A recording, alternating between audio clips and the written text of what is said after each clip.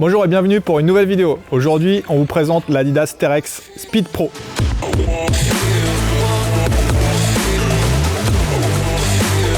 Alors tout d'abord, on voulait remercier la boutique Le Pape à Lyon qui nous permet aujourd'hui de vous présenter cette chaussure. Parce qu'en fait, un jour, je suis rentré dans le magasin et j'ai vu cette paire en rayon et je me suis dit, mais tiens, c'est étonnant parce que finalement, Adidas, on les rencontre pas souvent sur le marché du trail.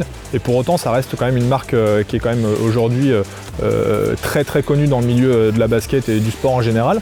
Et pour autant, effectivement, dans le trail, on les voyait pas. Donc j'étais très intéressé de pouvoir tester ça et puis surtout elle avait un profil qui en ce moment m'intéresse beaucoup, qui était plutôt très dynamique après avoir testé l'Evadict Tress Light qui était une chaussure plutôt légère et dynamique.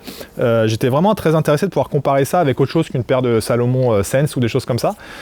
Donc on a pu avoir cette nouvelle Adidas Terrex. Alors tout de suite vous voyez qu'il y a noté 190 grammes puisque c'est le poids aujourd'hui de cette chaussure. Alors finalement elle fait plutôt 220 grammes aujourd'hui en 45. Plutôt très léger. C'est aussi une paire où il y a finalement pas grand chose dessus quoi. Alors déjà elle fait partie du programme Prime Green de chez Adidas qui un peu comme toutes les autres marques permet en fait d'avoir une chaussure qui est faite à partir de produits recyclés. Donc ça c'est plutôt une très bonne chose. Mais du coup, ils ont vraiment pas mis beaucoup de matériaux sur cette paire de chaussures.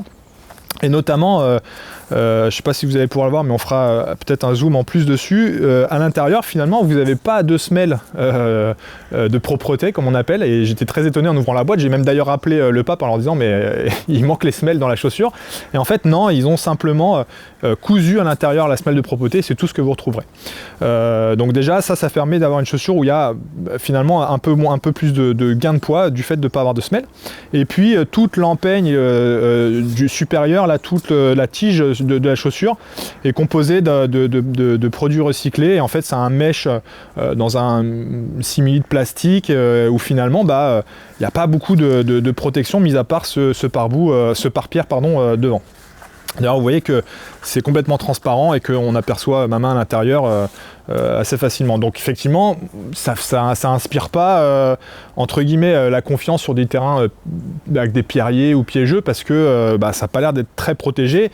Et dans tous les cas, c'est pas la destination de cette chaussure-là, puisque à mon avis, au vu des premières foulées qu'on a pu faire avec, c'est plutôt destiné à du trail court, assez dynamique, type chemin de champ ou vraiment dans des bois ou forêts qui seraient pas très caillouteuses. On a un maintien du talon ici qui n'est pas du tout un pare-pierre à l'arrière, c'est simplement une couche qui est thermocollée, qui est un peu plus rigide finalement pour maintenir mieux le talon, mais par contre il n'y a pas de protection en tant que telle. La semelle, on retrouve une semelle Continental, ça c'est à peu près normal puisque Continental est le partenaire historique d'Adidas. Quand vous reprenez un petit peu toutes les paires qu'Adidas a pu sortir, on retrouve toujours cette marque de semelle qui aujourd'hui marche plutôt bien avec des gros crampons bien alignés sur l'avant pour avoir de l'accroche et du coup gagner en rapidité et en agilité. Pour autant, nous sur le test, où il y a eu un gel-dégel, donc c'était quand même plutôt très boueux, dans les descentes, il fallait quand même assurer les appuis parce que c'était pas très sécure.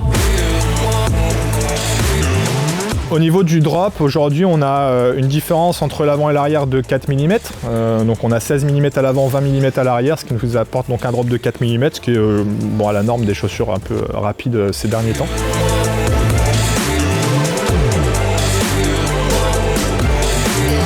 Alors comme vous voyez, c'est une paire qui est quand même plutôt très fine. Il y a quand même de l'amorti dans la semelle intermédiaire. C'est le système Light Strike de chez Adidas qui permet d'avoir un léger amorti, léger parce que c'est vraiment... n'achetez pas cette paire de chaussures pour vous penser que ce soit très confortable. En tout cas, moi, je trouve pas ça très confortable. Quand vous mettez le pied dedans, ça reste très rigide. Et puis quand vous commencez à courir, c'est aussi une paire très rigide, je pense qu'il s'oublie très vite parce qu'elle est très légère et ça c'est plutôt très agréable, mais pour autant, quand vous êtes sur des sols un peu durs, ça tape vraiment. C'est annoncé dans la gamme trail, moi j'ai presque envie de dire que c'est une chaussure limite de cross finalement, ou de trail presque urbain. Bon, il n'y a pas les pointes et tout ça, mais franchement, je trouve que pour faire du trail, même engagé ou quoi, c'est quand même, moi je trouve que c'est un peu léger. Donc pour moi c'est pas vraiment la destination de cette chaussure là, ou alors vraiment sur des trails de 10 et 15 km maximum où vous allez vraiment envoyer et vous en fichez d'être confort dans vos chaussures.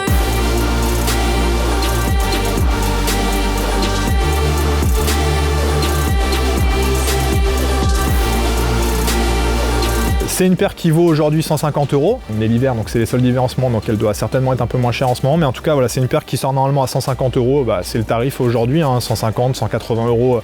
Donc oui, effectivement, on peut la comparer aujourd'hui, par exemple, à une Salomon S-Lab qui vaut 180 €. Donc vous voyez, on est bien dans le tarif. Mais comme je vous dis, je pense qu'en période de solde, il y a moyen de trouver ça moins cher si vous cherchez une paire légère, dynamique, qui se fait oublier, avec un look cool et surtout qu'on voit pas en fait. C'est sûr que quand vous faites une course et que vous regardez un peu les pieds des coureurs, on retrouve toujours un peu les mêmes marques. C'est vrai qu'Adidas on les voit pas. Moi je trouve que c'est très très étonnant quand même. Alors je sais pas, parce que c'est un peu comme Nike finalement, c'est deux marques qui sont leaders sur le marché du sport aujourd'hui et finalement on les voit pas sur le trail qui est vraiment très caractéristique. Donc voilà, c'est peut-être un renouveau pour Adidas. Fut un temps, il semblait qu'ils allaient faire l'UTMB en tant que sponsor principal, ça leur a peut-être aidé à avoir un peu de visibilité. Autant voilà, c'est un produit qui est pas mal. Moi j'aimerais bien tester finalement presque maintenant l'haut de gamme.